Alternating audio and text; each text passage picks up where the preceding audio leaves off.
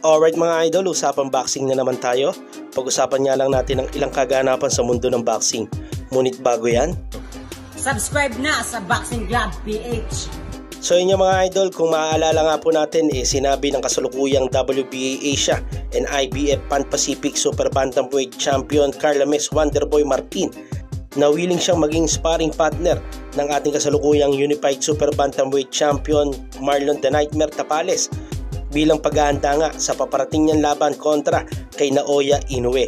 Pero mga idol, sa tatlong Pilipinong boksingero nga po na kinuha ni Marlon Tapales, hindi nga po napasama itong si Wonderboy Martin bilang sparring partner nga nitong si Marlon Tapales.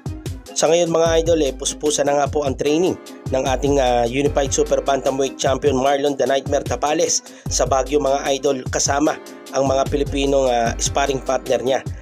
At dito nga mga idol, sa latest upload ni Carlames Wonderboy Martin sa kanyang social media account, nakita nga po natin na magkasama nga po silang dalawa.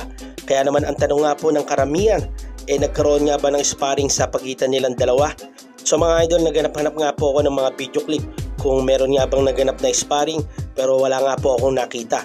Pero mga idol, kung mapapansin nga po natin dito sa caption ng post ni Wonderboy Martin, kanya nga po sinabi na isang karangalan niya raw na makasama niya sa training camp ang 2 Division World Champion at kasalukuyang Unified Super Bantamweight Champion Marlon The Nightmare Tapales. Dagdag pa nga ni Martin, future undisputed champion. So mga idol, sa punto nga nitong si Wonderboy Martin, parang nakasama niya nga lang po sa training camp at wala nga pong naganap na sparring sa pagitan nilang dalawa. So umaasa naman po ang karamihan na baka sakali na magkaroon pa ng sparring sa pagitan nilang dalawa. Sa kabilang dako naman mga idol, bukas na nga po magaganap ang laban ng bata ni Coach Jobin Jimenez na si Filipino undefeated prospect na si Daniel Lim. So mga idol, nakatakda nga pong labanan ni Daniel Lim ang kapwa undefeated prospect ng Amerika na si Emiliano Moreno.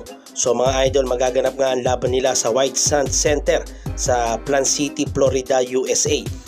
So mga idol, kanina nga po sa weigh-in, tumimbang ng 142.6 pounds itong si Daniel Lim, habang ito namang si Emiliano Moreno tumimbang ng 145.2 pounds.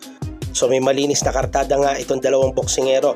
Ito nga pong ating kababayan na si Daniel Lim, may 10 wins with 2 knockouts at wala pa nga pong talo, habang ito namang si Moreno may 7 wins with 4 knockouts.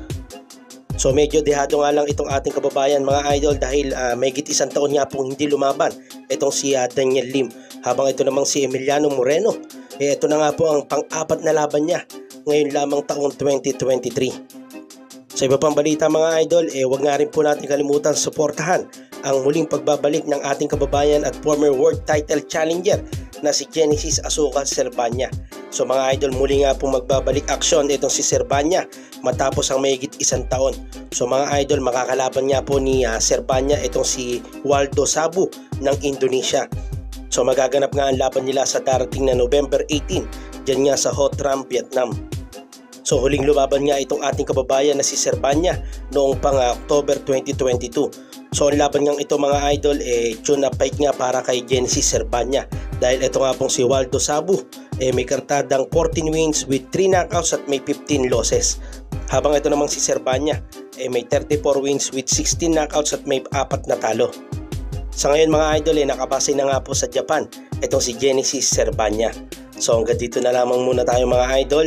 Maraming salamat sa mga tumutok. Huwag niyo nga pong kalimutan suportahan itong ating mga videos.